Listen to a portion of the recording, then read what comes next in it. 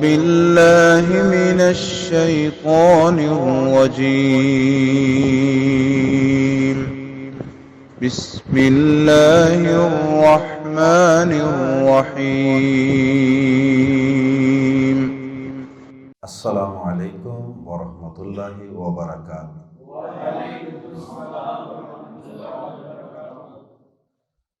الحمد للہ رب العالمین والعاقبۃ للمتقین والصلاة والسلام علی رسول اللہ، اما بعد۔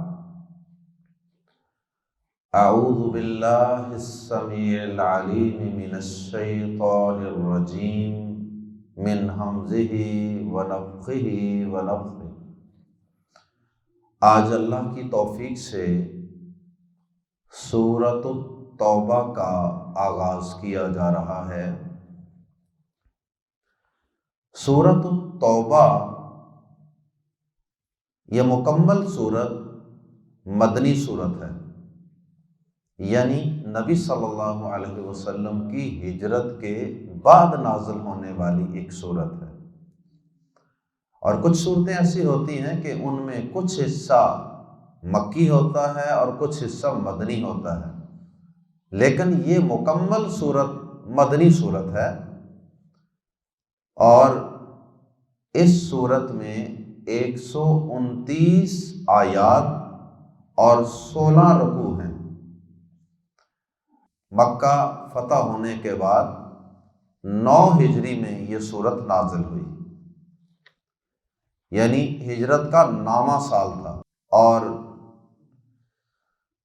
اس سورت کے متعلق صحیح بخاری میں حدیث ہے، براء بن عازب رضی اللہ تعالی عنہ بیان کرتے ہیں کہ سورۃ النساء کی آخری آیت نمبر 176، یستفتونک، وہ آپ سے سوال کرتے ہیں، قل اللہ یفتیکم فی الکلالہ، اے نبی صلی اللہ علیہ وسلم آپ کہہ دیجئے کہ اللہ آپ کو کلالہ کے بارے میں فتویٰ دیتا ہے۔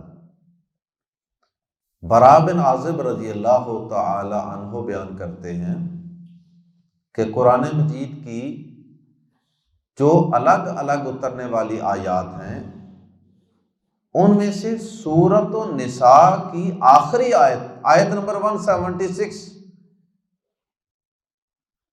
یہ آخری آیت ہے، اور سورتوں میں سے جو آخری سورت اتری وہ سورۃ التوبہ ہے، اور ان کی مراد غالباً یہ ہے کہ بڑی سورتوں میں سے یہ آخری سورت ہے۔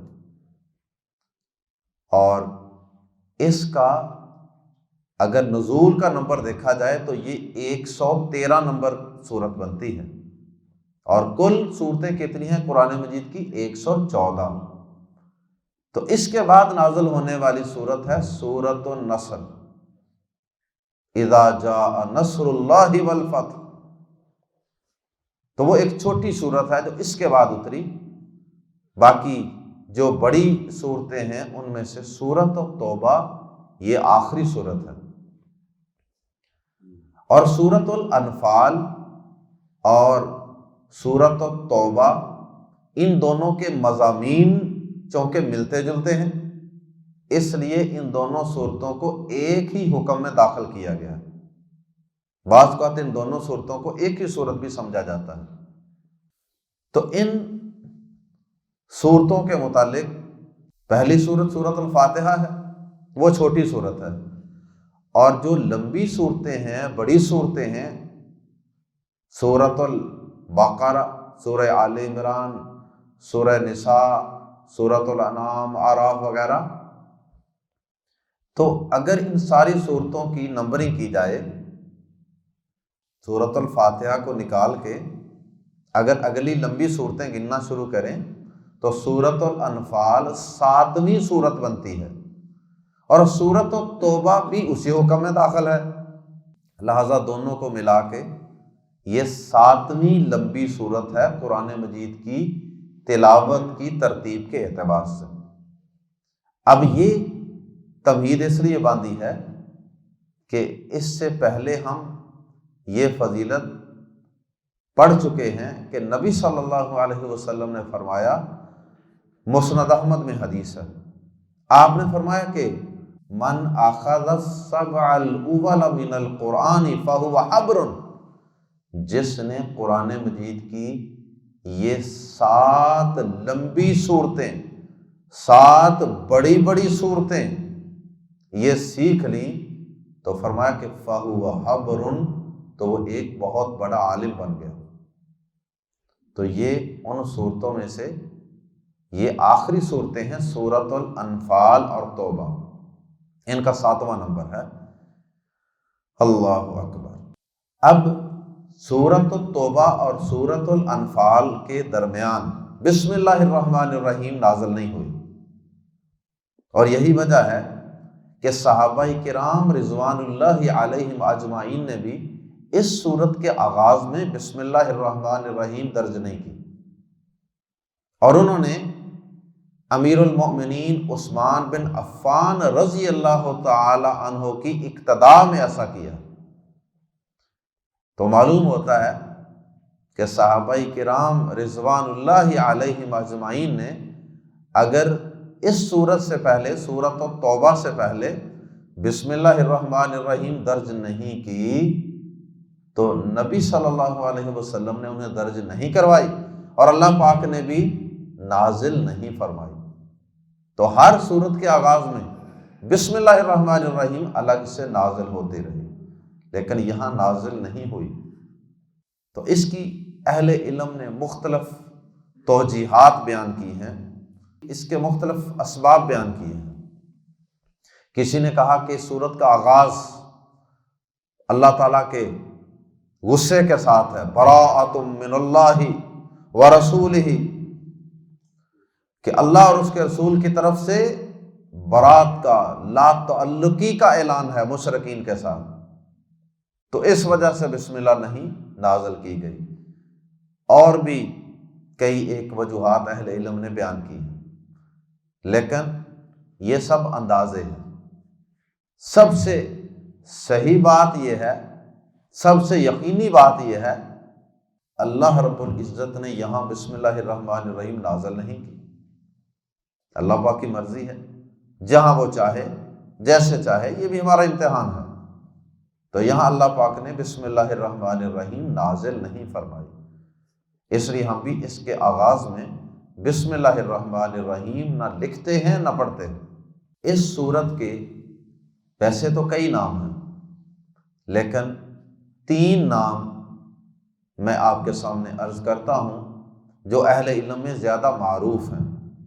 پہلا نام ہے سورۃ التوبہ، جو سب سے زیادہ مشہور نام، سورۃ التوبہ، جیسا کہ نام ہی سے ظاہر ہے، اس سورت میں کوئی توبہ کا تذکرہ ہوگا، کسی کی توبہ قبول کرنے کا تذکرہ ہوگا یا کسی کے توبہ کرنے کا تذکرہ ہوگا؟ تو جی ہاں، اس سورت میں 3 مخلص صحابہ کرام رضوان اللہ علیہم اجمعین کی توبہ قبول کرنے کا تذکرہ ہے۔ ابھی اس کی تفصیل میں عرض کرتا ہوں۔ غزوہ تبوک کے اندر جب نبی صلی اللہ علیہ وسلم نے مسلمانوں کو نکلنے کا عام حکم دیا، سب نکلیں، تو اس وقت جو منافقین تھے ان کے علاوہ سب نکلے تھے، مخلص مسلمان تمام نکلے تھے، صرف 3 مسلمان جو ہے تو مخلص تھے، لیکن وہ سستی کی وجہ سے، کوتاہی کی وجہ سے اس غزوے کے اندر شامل نہیں ہو سکے۔ اچھا نکلتے ہیں، اچھا بعد میں ہم پہنچ جائیں گے، رہتے رہ ہی گئے۔ تو نبی صلی اللہ علیہ وسلم جب واپس تشریف لائے تو منافقین باری باری آتے رہے اور اپنے اپنے ایکسکیوز، اپنی معذرتیں پیش کرتے رہے، مجھے یہ وجہ تھی، مجھے یہ سبب تھا، جھوٹ بولتے رہے اکثر۔ لیکن یہ 3 صحابہ کرام رضوان اللہ علیہم اجمعین چونکہ مخلص مسلمان تھے، اس لیے انہوں نے جھوٹ نہیں بولا۔ وقتی طور پہ جھوٹ نہ بول کے سچ بول کے بظاہر اور وقتی طور پہ پھنس گئے. چلو ٹھیک ہے، انہوں نے تو جھوٹ بول لیا، ان کا معاملہ اللہ کے ساتھ، تم نے سچ بولا ہے نا. اچھا، کوئی وجہ نہیں تھی، کوئی سبب نہیں تھا.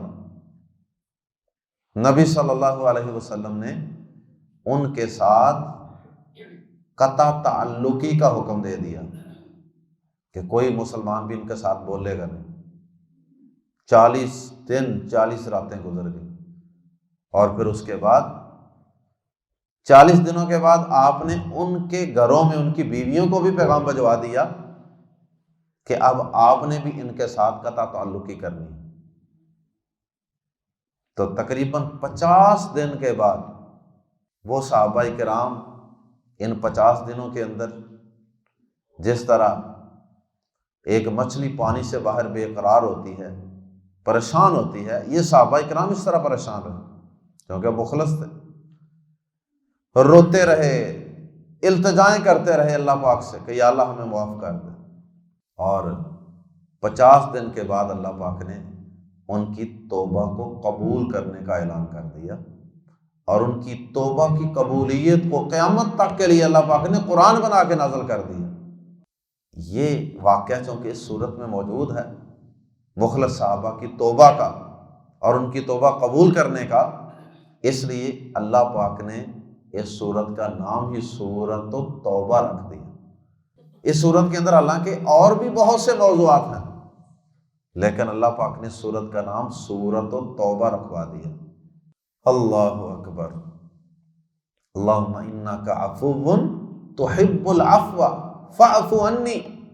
اے اللہ تو بہت معاف کرنے والا ہے، تو بہت معاف کرنے والا ہے، تو معافی کو پسند کرتا ہے، بس مجھے بھی معاف فرما دے. اللہ اکبر.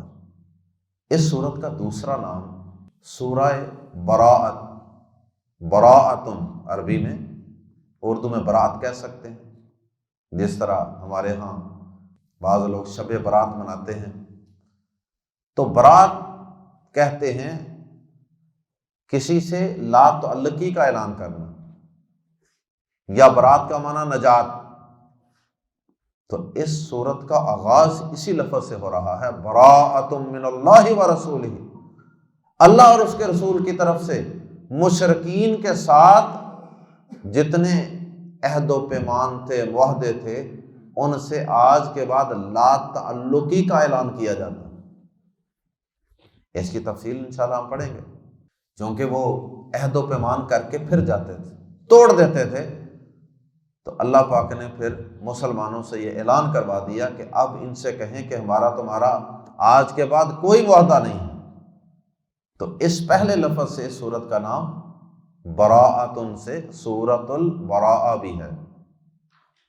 اور ایک تیسرا نام ہے سورۃ الفاضحہ. فا اور الف، ضاد، ہا اور آگے ہے دوسری، فاضحہ. فاضحہ کا مطلب ہے کہ مشرکین کو، یہود و نصارہ کو، کفار کو ان کی سازشیں، شرارتیں مسلمانوں کے سامنے کھول کر ایکسپوز کر دینے والی صورت، اور ایکسپوز کر کے ان کو ذلیل و رسوا کر دینے والی صورت. کفار و مشرکین کو ذلیل و رسوا کر دینے والی صورت. الفاضحہ کا معنی رسوا کر دینے والی. اس صورت نے واقعی کافروں کو ذلیل و رسوا کر کے رکھ دی اور مسلمانوں کو شان و شوکت، عزت، رفعت عطا فرما دی. اس صورت کا پس منظر کیا ہے، اس کو سمجھنا بہت ضروری ہے صورت کو سمجھنے کے لیے، کہ یہ صورت کن حالات میں نازل ہوئی اور اس کا سیاق و سباق کیا تھا. مسلمان مکہ مکرمہ کے اندر اللہ کی توحید کا اقرار کرتے، کافر ان پہ ظلم و ستم کرتے، اور یہ ظلم و ستم کا سلسلہ جاری رہا. بالآخر 13 سال تک ان کے ظلم برداشت کرنے کے بعد مسلمانوں کو اللہ پاک نے حکم دیا کہ آپ مدینہ منورہ ہجرت کر جائیں. اب وہاں چلے گئے، اور وہاں جا کر بھی مسلمانوں نے چین نہیں پایا. یہ کافر وہاں بھی ان کو آرام سے ٹکنے نہیں دیتے، شرارتیں، سازشیں، سر جوڑ کے بیٹھ جاتے۔ تو کئی بار انہوں نے مدینہ کے اوپر حملہ ور ہونے کی کوشش کی۔ اب دین اسلام بنیادی طور پہ امن و امان کا اور امن و آتشی کا دین ہے، یہ لڑائی بڑائی کو اور قتل و غارت کو پسند نہیں کرتا۔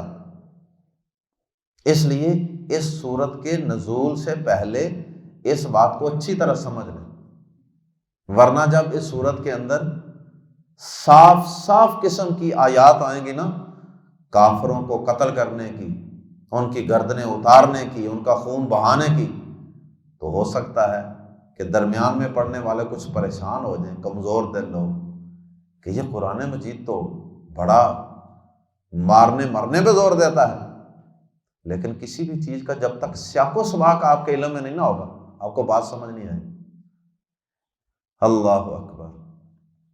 اب مسلمانوں پہ جب مسلسل ظلم و ستم ہوتے رہے، آغاز مسلمانوں نے تو نہیں کیا، مسلمانوں نے مکہ کے اندر کوئی شرک کرنے والوں پہ تلوار تو نہیں اٹھائی تھی کہ یہ بتوں کی پوجا کرتے ہیں ان کی گردنیں اتار دو۔ اسلام نے تو ایسا کوئی درس نہیں دیا تھا،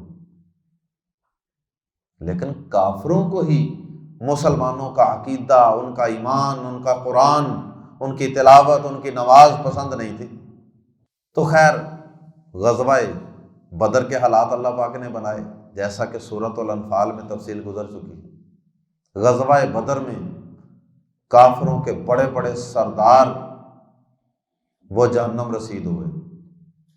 اس کے بعد سلسلہ آگے بڑھا، اور پھر اسی طرح کیونکہ مدینہ منورہ میں جا کے اللہ پاک نے مسلمانوں کو لڑائی کی اجازت دے دی تھی کہ اب آپ تلوار اٹھا لیں، اب آپ لڑ سکتے ہیں، اور کتنی کو دیر ظلم برداشت کرنا۔ اب تم ان کا مقابلہ کرنے کے لیے وَأَعِدُّوا لَهُم مَّا اسْتَطَعْتُم مِّن قُوَّةٍ، تیاری کر لو ان کے خلاف جتنی استطاعت ہے۔ اور اس کے بعد بے سر و سامانی تھوڑے سے اسلحے کے ساتھ مسلمان ان کا مقابلہ کرتے رہے، اور اللہ کی مدد نازل ہوتی رہی میدانوں میں۔ بدر ہوا، پھر اس کے بعد کافروں نے، مدینہ منورہ کے اندر رہنے والے یہودیوں نے، نبی صلی اللہ علیہ وسلم کی یہ جنگی حکمت عملی تھی کہ آپ نے مدینہ میں رہنے والے یہودیوں کے ساتھ اور دیگر قبائل کے ساتھ معاہدے کیے تھے مدینہ میں جا کر، اور یہ بڑی آپ کی مضبوط قسم کی سٹریٹجی تھی کہ اپنا ملک جہاں پہ رہائش رکھنی ہے وہاں پہ کوئی لڑائی بڑائی نہیں، کوئی قتل و غارت نہیں۔ یہ بات اس لیے عرض کر رہا ہوں کہ آج بہت سے مسلمان بھی اس کنفیوژن کا شکار ہوتے ہیں۔ وہ کہتے ہیں جی پاکستان میں کیوں نہیں آپ جہاد کرتے؟ جو لوگ جہاد کرتے ہیں بیچارے، ان کے اوپر یہ اعتراض کیا جاتا ہے جی آپ پہلے پاکستان میں کریں، پاکستان میں کفر ہے، شرک ہے، فلاں ہے، لوگ غیر اللہ کے سامنے جھک رہے ہیں، آپ اتنی دور جا کے جہاد کر رہے ہیں، پہلے یہاں جہاد کرو۔ تو اللہ کے نبی صلی اللہ علیہ وسلم کی سیرت کو سمجھنا، آپ نے مدینہ میں جہاد نہیں کیا۔ مدینہ میں یہودی ہے تھے کہ نہیں ہے تھے؟ وہاں پہ یہودی ہے تھے، اور بھی کئی قسموں کے کافر تھے، لیکن سب سے زیادہ تعداد یہودیوں کی۔ اب یہودی کیا عزیر علیہ السلام کو اللہ کا بیٹا نہیں قرار دیتے؟ قرآن بیان کرتا ہے، کیا وہ شرک نہیں کرتے؟ بلکہ کئی لوگ تو مسلمان ہونے کے دعوے دار بھی تھے، ان کے عقیدے بھی کمزور تھے۔ جیسے غزوہ حنین تھا غالباً، اس کے سفر کے دوران رستے میں ایک جگہ جہاں پہ کافر اپنے اسلحہ وغیرہ تلواریں وغیرہ لٹکاتے تھے، ذات انوات، وہاں پہ کچھ کمزور عقیدے کے مسلمان جن کا عقیدہ ابھی مضبوط نہیں ہوا تھا، انہوں نے کیا کہا تھا؟ اللہ کے نبی صلی اللہ علیہ وسلم ہمارے لیے بھی ایک ذات انوات مقرر کر دیجیے۔ تو نبی صلی اللہ علیہ وسلم نے ان سے کیا کہا تھا کہ تم نے تو ویسے ہی بات کی ہے جیسے یہودیوں نے اپنے پیغمبر موسیٰ علیہ السلام سے کہا تھا کہ ہمارے لیے بھی ایک الہ مقرر کر دیجیے جب وہ جا رہے تھے تو انہوں نے رستے میں دیکھا تو انہوں نے کہا کہ اے موسیٰ ہمارے لیے بھی ایک معبود مقرر کر دیجئے۔ تو بہرحال اس قسم کے کمزور ایمان والے مسلمان بھی ابھی موجود تھے، لیکن آپ نے ان کے خلاف تلوار نہیں اٹھائی۔ منافق بھی موجود تھے مدینہ میں، یہودی بھی موجود تھے، کمزور عقیدے والے مسلمان بھی موجود تھے، لیکن نبی صلی اللہ علیہ وسلم نے ان کو سمجھایا، ان کی اصلاح کی، اور غیر مسلموں سے آپ نے معاہدے کیے تاکہ مدینہ محفوظ رہے۔ اگر مدینہ محفوظ ہوگا تو پھر باہر جا کے کافروں سے لڑ سکیں گے۔ آپ مدینے میں رہ کر وہاں سے جاتے، کبھی بدر میں، کبھی خیبر میں، کبھی حنین میں، کبھی تبوک میں، کبھی مکہ فتح کرنے، مدینہ سے جاتے رہے، اور مدینہ میں معاہدے کیے ہوئے تھے کہ بھائی جو بھی یہاں حملہ ور ہوگا سب مل کر اس کا مقابلہ کریں گے۔ تو اس لیے پاکستان کے دفاع کے لیے پاکستان میں رہنے والے ہندو ہوں، عیسائی ہوں، یہودی ہوں، کوئی بھی ہوں، ان کے ساتھ معاہدے کیے جا سکتے ہیں پاکستان کے دفاع کے لیے، اس کی سلامتی کے لیے، کہ بھائی یہ سب ہم سب کا وطن ہے، ہم اس کی حفاظت کریں گے، ہمارا سب کا دشمن مشترکہ دشمن ہوگا۔ بہرحال نبی صلی اللہ علیہ وسلم کافروں سے، یہودیوں سے معاہدے کر کے کبھی بدر میں لڑتے رہے، کبھی حنین میں، کبھی تبوک میں، اور پھر اس دوران ہی یہودیوں نے نبی صلی اللہ علیہ وسلم کے ساتھ کیے گئے معاہدوں کو توڑا۔ غزوہ احزاب کے موقع پہ ادھر سے اتحادی فوجیں آ گئی مدینہ کے بارڈر پہ، اور اندر سے یہودیوں نے بغاوت شروع کر دی، معاہدہ توڑ دیا۔ تو غزوہ احزاب میں بھی اللہ پاک نے مسلمانوں کو فتح عطا فرمائی، اور پھر وہاں سے فارغ ہونے کے بعد نبی صلی اللہ علیہ وسلم کے صحابہ جو تھے، نبی پاک صلی اللہ علیہ وسلم کے صحابہ، انہوں نے تو اسلحہ وغیرہ اتار دیا۔ تو نبی صلی اللہ علیہ وسلم نے فرمایا تھا نا کہ جبریل امین آئے ہیں میرے پاس، وہ کہتے ہیں کہ ہم فرشتوں نے تو ابھی اسلحہ نہیں اتارا، اور آپ کے صحابہ نے اسلحہ اتار بھی دیا۔ ابھی ان یہودیوں سے نہیں لڑنا جنہوں نے معاہدہ توڑا تھا جنگ کے دوران، عین جنگ کے دوران۔ تو نبی صلی اللہ علیہ وسلم نے یہودیوں کے 2 قبائل کو جلا وطن کر دیا، مدینہ سے نکال دیا، ایک قبیلے کے ساتھ معاہدہ قائم رکھا، پھر کچھ وقت کے بعد ان کو بھی نکال دیا، قتل کر دیا، کچھ کو قتل کر دیا۔ غزوہ بنو قریظہ اسے کہتے ہیں۔ تو انہوں نے عہد شکنی کی، ان کے خلاف بھی غزوات ہوئے، آپ نے خیبر کو فتح کیا، اور پھر ادھر سے جو مکہ والے تھے ان کے ساتھ بھی آپ نے معاہدہ کیا تھا نا، صلح حدیبیہ، صلح حدیبیہ کیا تھا کہ اتنے سال تک ہم لڑیں گے نہیں۔ اب ادھر سے انہوں نے بھی معاہدہ توڑ دیا۔ نبی صلی اللہ علیہ وسلم نے جب انہوں نے بھی معاہدہ توڑ دیا تو پھر آپ نے تیاری کی اور مکہ مکرمہ پر آپ نے چڑھائی کر دی۔ مکہ مکرمہ آپ نے بغیر کسی قتل و غارت کے، بغیر کسی لمبی چوڑی لڑائی بڑائی کے، آپ نے مکہ کو فتح کر لیا، اور بڑی عاجزی کے ساتھ فاتحانہ شان سے مکہ میں داخل ہو گئے۔ اب ذرا اسلام کی جہادی اور اخلاقی مضبوط بنیادوں کو ملاحظہ فرمائیں۔ کیا مضبوط بنیاد ہے؟ کہ اسلام نے نہ تو کسی کے ساتھ کیا گیا عہد و پیمان توڑا، اور نہ بلا وجہ کسی پہ حملہ آور ہوئے، ہمیشہ دفاع کرتے رہے، ہمیشہ عہد و پیمان توڑنے والے کافروں کو سبق سکھاتے رہے، بس، اور کچھ نہیں کیا۔ اور اس اسلام کے فلسفہ جہاد کی جو مضبوط بنیاد ہے، اس کا کوئی بھی شخص انکار نہیں کر سکتا۔ کوئی شخص بھی جب تاریخ کا مطالعہ کرے گا تو وہ اس نتیجے پہ پہنچے گا کہ اسلام امن و سکون اور اطمینان کا، سکون کا، آتشی کا دین تھا۔ اس کو اگر علم جہاد بلند کرنے پہ مجبور کیا تو ان کافروں نے کیا، ان ظالموں نے کیا، ان عہد شکنوں نے کیا۔ اچھا، جب مکہ بھی فتح ہو گیا پھر کیا ہوا؟ ادھر سے یہودیوں کو سبق سکھا لیا مدینہ میں، ادھر مشرکین تھے مکہ میں، ان کو بھی سبق سکھا لیا، وہ بھی صفوں کے اندر کھڑے ہیں مجرم بن کے۔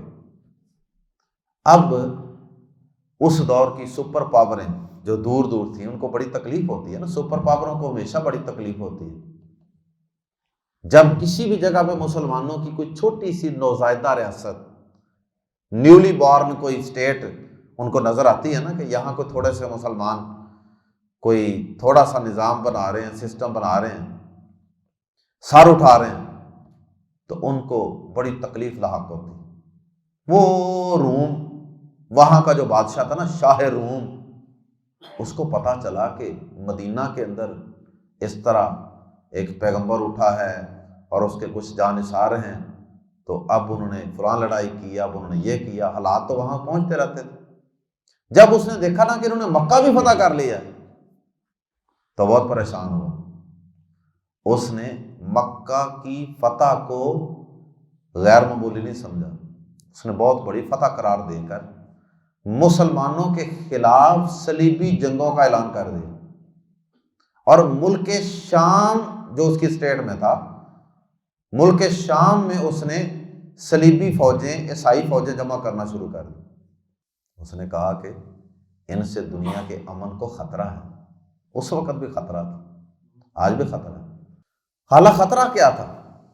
خطرہ تو کوئی نہیں تھا، لیکن بہرحال انہوں نے کہا جی خطرہ ہے۔ شام میں صلیبی فوجیں جمع کرنی شروع کر دی، مدینہ پہ حملہ آور ہونے کے لیے، مدینہ کی اینٹ سے اینٹ بجانے کے لیے۔ ادھر نبی صلی اللہ علیہ وسلم کو اس بات کی اطلاع ملی، آپ نے بہترین جنگی حکمت عملی اختیار کی، بجائے اس کے کہ دشمن مدینہ پہ حملہ آور ہو اور دشمن ہمارے گھر میں آ کر لڑے۔ بہترین سٹریٹجی یہ ہوتی ہے کہ آپ دشمن کی طرف جا کے اس کے پاس جا کے لڑیں۔ تو آپ نے کہا کہ بجائے اس کے کہ وہ حملہ آور ہو، ہم اس پہ حملہ آور ہوتے، اس سے دشمن پہ دھاک بیٹھ جاتی ہے۔ اللہ اکبر! اگر پاکستان افغانستان میں جا کے لڑتا رہا ہے نا، تو یہ اسی حکمت عملی کا ایک عملی مظاہرہ تھا۔ لوگ کہتے ہیں جی وہ بیگانی جنگ تھی جی، ادھر جا کے پنگے کیوں لیے تھے جی؟ اگر یہ پاکستان ادھر جا کے نہ لڑتا تو وہ دشمن پاکستان کے اندر پہنچ جاتا۔ افغانستان کے بعد اگلا ہدف پاکستان تھا، ایٹامک پاکستان۔ بہرحال نبی صلی اللہ علیہ وسلم نے صحابہ کرام کا لشکر جرار 30,000 صحابہ تیار کیے، 30,000 صحابہ، جو ابھی کل تک 313 تھے، 30,000 کا لشکر جرار تیار کیا۔ اور جانا پتہ کتنی دور تھا؟ 600 کلومیٹر، 600 کلومیٹر، اور بہت بڑی سامنے فوج تھی، اس دور کی سپر پاور۔ اور نبی صلی اللہ علیہ وسلم کے صحابہ اتنا بے سر و سامانی کے عالم میں تھے، نہ کھانے کو کچھ، اور سواریوں کی یہ حالت تھی کہ 18 آدمیوں کو ایک سواری ملی تھی، ایک سواری اور 18 آدمی۔ تو تھوڑا تھوڑا وقت ہی حصے آتا ہوگا بیٹھنے کے لیے، باقی پیدل ہی چلتے رہے ہوں۔ 600 کلومیٹر، کھانے کے لیے کچھ نہیں ہے، اسلحہ پاس نہیں ہے، تھوڑا بہت اسلحہ ہے، تھوڑی سی سواریاں ہیں۔ بہرحال اللہ کی مدد کے بھروسے چل پڑے۔ اللہ اکبر! گرمی بڑی شدید گرمی، اور ادھر سے مزید آزمائش یہ کہ مدینہ منورہ کے اندر جب یہ حالات بنے تو مدینہ منورہ کے اندر ساری فصلیں، کھجوروں کے باغات سارے لدے پھدے پکے ہوئے تیار بالکل۔ اب یہ ایک الگ آزمائش۔ تو جو ایمان والے تھے، مضبوط ایمان والے، وہ تو سارا کچھ چھوڑ چھاڑ کے نکل گئے، اور جو منافق تھے انہوں نے، کسی نے کہا کہ گرمی بڑی ہے، کسی نے کہا پھل پک چکے ہیں، کسی نے کچھ کہا، کسی نے کچھ کہا۔ اللہ اکبر!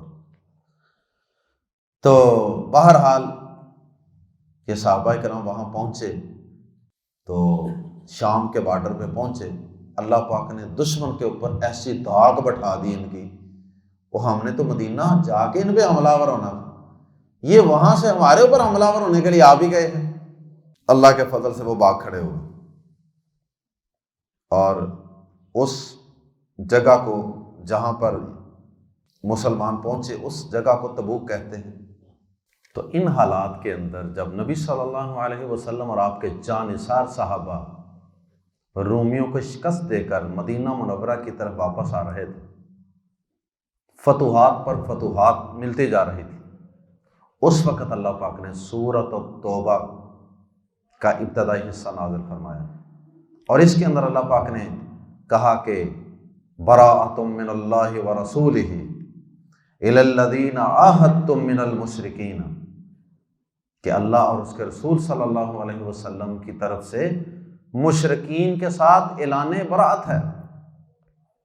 اور پھر ان آیات کے اور اس سورت کے نازل ہونے پر نبی صلی اللہ علیہ وسلم نے ابو بکر صدیق رضی اللہ تعالی عنہ کو امیر حج مقرر کیا، اور وہ حج کرنے کے لیے مکہ مکرمہ روانہ ہو گئے، اور ان سے کہا کہ جا کے مسلمانوں کو حج کا طریقہ بھی بتاؤ، حج بھی کرواؤ، اور ساتھ مشرکین کو یہ اعلان کر کے بتا دو کہ آج کے بعد ہمارے اور تمہارے درمیان ہر قسم کے معاہدے ختم، اور 4 مہینے کی مہلت ہے تمہارے پاس، 4 مہینوں کی مہلت کے اندر یہاں سے نکلنا چاہو نکل جاؤ، اسلام قبول کرنا چاہو اسلام قبول کر لو، نہیں تو پھر لڑنے کے لیے تیار ہو جاؤ۔ اور ساتھ یہ اعلان بھی کروایا کہ آئندہ کے لیے کوئی مشرک بیت اللہ کا طواف ننگے ہو کر نہیں کرے گا۔ علی رضی اللہ تعالیٰ عنہ کو بھی بعد میں نبی صلی اللہ علیہ وسلم نے ان کے پیچھے بھیج دیا، انہوں نے بھی یہی اعلان کیا۔ بہرحال یہ صورت ان حالات کے اندر اتری جب مسلمانوں کو فتوحات پہ فتوحات مل رہی تھی، اور پھر اللہ پاک نے اس صورت کو آخر میں نازل فرمایا 9 ہجری کے اندر، اور اگلے سال آپ نے حج کیا اور اس کے کچھ دیر بعد آپ وفات پا گئے، دنیا سے تشریف لے گئے۔ گویا کہ اللہ پاک نے اس صورت کو آخر میں نازل فرما کر مسلمانوں کو یہ بتا دیا کہ اب یہ آخری پیغام ہے، اب یہ آخری سٹریٹجی ہے تمہارے پاس۔ اگر تم دنیا کے اندر غلبہ چاہتے ہو، اگر تم دنیا کے اندر امن و امان قائم کرنا چاہتے ہو، اگر تم دنیا کے اندر ان فرعونوں کو، ان مغروروں کو، ان بدماشوں کو ختم کرنا چاہتے ہو یا ان کا علاج کرنا چاہتے ہو، تو پھر اس کے لیے تمہیں جہاد و قتال کی پالیسی کو اپنانا ہوگا۔ یہ منہج اور یہ رستہ اور یہ ویژن اللہ کے نبی صلی اللہ علیہ وسلم پر اللہ پاک نے آپ کی آخری زندگی میں نازل فرمایا۔ اور آخر میں اس صورت کے اندر بیان ہونے والے چند موضوعات کی طرف میں اشارہ کرتا ہوں۔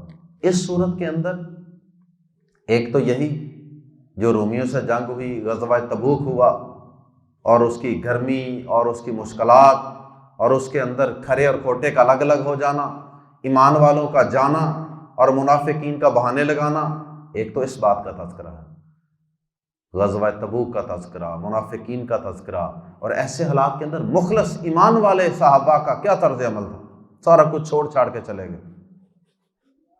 اور پھر اسی طرح وہ 3 صحابہ جن کی توبہ قبول ہوئی، جو سستی کی بنا پہ رہ گئے تھے، اس کا تذکرہ ہے۔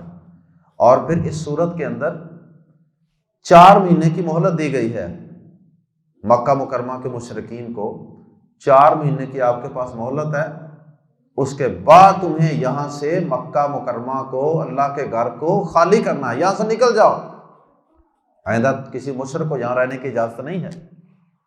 اور پھر اس صورت کے اندر اللہ پاک نے یہودیوں، عیسائیوں کے، کفار کے گندے عقیدوں کا تذکرہ کیا، ان کی بد عقیدگی کا اور ان کی بد عملیوں کا تذکرہ کیا کہ ان کے اندر کیا کیا گندے عقائد داخل ہو چکے تھے اور کیا کیا ان کے اندر بد عملیاں داخل ہو چکی تھی۔ اور پھر اللہ پاک نے اس صورت کے اندر جہاد فی سبیل اللہ کے مقاصد کا تذکرہ کیا، جہاد کا دنیا کے اندر کیا مقصد ہے، مظلوموں کی مدد ہے، اور اسی طرح اللہ کے دین کا غلبہ ہے، اور اسی طرح سے جو لوگ کافروں کے ظلم و ستم کے اندر پس رہے ہیں، قید ہیں، ان کی آزادیاں، اور دیگر جہاد فی سبیل اللہ کے مقاصد کا تذکرہ، اور پھر جہاد کرنے والے لوگوں کے اوصاف کا تذکرہ ہے۔ جہاد کرنے والے لوگ کیسے ہوتے ہیں، ان کا اللہ سے تعلق کیسا ہوتا ہے، اس طرح کی کئی باتوں کا اس صورت کے اندر تذکرہ ہے۔ اور پھر 4 مہینے کی مہلت کے بعد اللہ پاک نے حکم دیا کہ اب 4 مہینے گزر جانے کے بعد ان کو ایک اچھا خاصا ٹائم دے دیا گیا، اب اس کے بعد بھی اگر کوئی مشرک اس مکہ مکرمہ کے اندر پایا گیا، وارننگ کے بعد بھی، 4 مہینے کے بعد بھی، تو پھر اس کو پکڑو، اس کی گھات میں بیٹھو، طاق میں بیٹھو، اس پہ حملہ آور ہو کر اس کو قتل کرو، ان کا محاصرہ کرو اور ان کو قتل کرو جہاں تمہیں ملتے ہیں۔ اللہ پاک نے اس صورت کے اندر اگر ایک لفظ کے اندر بات کی جائے تو اس صورت کے اندر اللہ پاک نے جہاد و قتال فی سبیل اللہ کا تذکرہ کیا ہے۔ مزید کیا کیا اعلان کیے وہ انشاءاللہ ہم پڑھیں گے کل۔ سبحانک اللہم و بحمدک اشہد ان لا الہ الا انت استغفرک و اتوب الیک۔